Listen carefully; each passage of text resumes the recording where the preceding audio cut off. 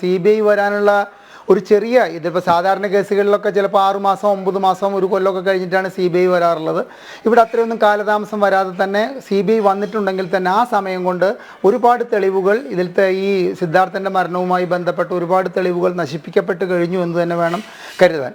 കാടിറങ്ങിയിട്ട് വയനാട്ടിലായാലും അട്ടപ്പാടിയിലായാലും മൂന്നാറിലായാലും കാടിറങ്ങിയ മൃഗങ്ങൾ മനുഷ്യനെ വരുത്തി വയ്ക്കുന്ന മരണമടക്കമുള്ള നമ്മൾ പറയില്ലേ ശാരീരിക ആക്രമണങ്ങളിൽ 21 മന്ത്രിമാർ പ്രതികരിച്ച രീതി പോലും ഈ പാവം സിദ്ധാർത്ഥനോട്, സിദ്ധാർത്ഥൻ്റെ മരണത്തോട്, സിദ്ധാർത്ഥൻ്റെ കുടുംബത്തോട് ഈ 21 മന്ത്രിമാർ കാണിച്ചില്ല എന്നിടത്തു നിന്നാണ് ഈ CBI അന്വേഷണത്തിലേക്ക് എത്തിക്കേണ്ട സാഹചര്യം ഉണ്ടായത്. കാരണം സിദ്ധാർത്ഥൻ്റെ മരണം നടന്ന ഉച്ചവരയ്ക്ക് ഈ പരിധിയിൽ, ഈ കോളേജിൻ്റെ പരിധിയിലെ DYSP എന്ന് പറയുന്ന സാറ് നിങ്ങൾ മാധ്യമങ്ങളോട് പറഞ്ഞുകൊണ്ട് നമ്മൾ കേട്ടത് എന്താണെന്ന് വെച്ച് കഴിഞ്ഞാൽ ഇത് ക്രൂരമായൊരു കൊലപാതകമാണ് എന്ന നിലയിലാണ് അദ്ദേഹം അന്ന് വളരെ നമ്മൾ പറയില്ലേ അച്ചടി ഭാഷയിലാണ് അദ്ദേഹം അന്ന് സംസാരിച്ചത്. പക്ഷേ വൈകുന്നേരം 5 മണിയാകുമ്പോഴേക്കും ആ പോലീസ് ഓഫീസർക്ക് താൻ പറഞ്ഞതൊക്കെ തൊണ്ട തൊടാതെ വിഴുങ്ങിക്കൊണ്ട് അങ്ങനെയൊന്നുമല്ല, ഇത് ആത്മഹത്യയാണ് എന്ന് പറയേണ്ട ഒരു അവസ്ഥയിലേക്ക് നമ്മുടെ സംസ്ഥാനത്തിൻ്റെ ഭരണ സംവിധാനത്തിൻ്റെ സ്വാധീനം ഈ മരണത്തിൽ ചെന്നെത്തി എന്ന് പറയുമ്പോൾ തന്നെ ഒന്ന് ആലോചിച്ച് നോക്കൂ. ഇവിടെ CBIയുടെ അന്വേഷണം ഈ കാര്യത്തിൽ ഒരു അനിവാര്യതയായിരുന്നില്ല എന്നുള്ള കാര്യമാണ്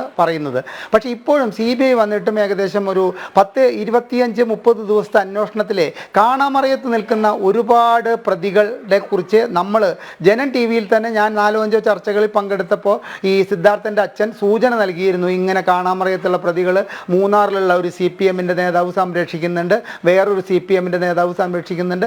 അവരിലേക്കൊന്നും ഈ പ്രാഥമികമായ കുറ്റാന്വേഷണത്തിൻ്റെ റിപ്പോർട്ടുകൾ കോടതിയിൽ സമർപ്പിക്കുമ്പോൾ അവരിലേക്കൊന്നും എത്താത്തതിൽ ഞാൻ ഒരു 2 ആൺകുട്ടികളുടെ അച്ഛൻ എന്ന നിലയ്ക്ക് ഞാൻ അങ്ങേയറ്റം ഉത്കണ്ഠ രേഖപ്പെടുത്തുകയാണ്. അങ്ങനെ ഒരാളും ഇതിൽ നിന്ന് ചോർന്നു പോകാനുള്ളൊരു അവസരം വരരുത്. കാരണം എല്ലാവരും തെറ്റ് ചെയ്തവരെല്ലാം ഈ കാര്യത്തിൽ ശിക്ഷിക്കപ്പെടണം. കാരണം സിദ്ധാർത്ഥൻ്റെ ഈ ക്രൂരമായ റാഗിങ്ങിലൂടെ സിദ്ധാർത്ഥന് നേരിട്ട് ഈ ദുരന്തം ഇനി ഒരു കുഞ്ഞിനുണ്ടായിട്ട് ഒരു മാതാപിതാക്കളും കേരളത്തിൽ കണ്ണീര് പൊഴിക്കാനുള്ള അവസരം കേരളത്തിൽ ഉണ്ടാവരുത്. കാരണം ഈ സിദ്ധാർത്ഥൻ്റെ മരണം തന്നെ ഇല്ലാതാക്കാൻ ഇവിടുത്തെ കേരളത്തിലെ രാഷ്ട്രീയ പാർട്ടികൾക്കാകുമായിരുന്നു. അതിൽ രാഷ്ട്രീയ പാർട്ടികൾ എന്ന വാക്കുകളെ ഒഴിവാക്കി കഴിഞ്ഞാൽ CPM എന്ന പാർട്ടി ശക്തമായിട്ട് അവരുടെ ഈ വിദ്യാർത്ഥി സംഘടന നടത്തുന്ന തോന്നിവാസങ്ങൾക്കെതിരെ ഒരു കടിഞ്ഞാണിടാൻ വേണ്ടിയിട്ട് കഴിഞ്ഞ 2-3 കൊല്ലത്തിനുള്ളിൽ എന്തെങ്കിലും ഒരു ശാസന ഈ വിദ്യാർത്ഥി സംഘടനകൾക്കും ഈ DYFI നേതാക്കൾക്കും നൽകിയിരുന്നുവെങ്കിൽ ഈ കൊലപാതകം ഇവിടെ നടക്കുമായിരുന്നില്ല എന്ന് വിശ്വസിക്കുന്ന വ്യക്തിയാണ് ഞാൻ. കാരണം ഇവരുടെയൊക്കെ മുദ്രാവാക്യത്തിൽ ഇപ്പോൾ ഞങ്ങൾക്ക് കൊലപാതകം ചെയ്യും, ഞങ്ങളെ നേരിട്ടവരെല്ലാം ഞങ്ങളിപ്പോൾ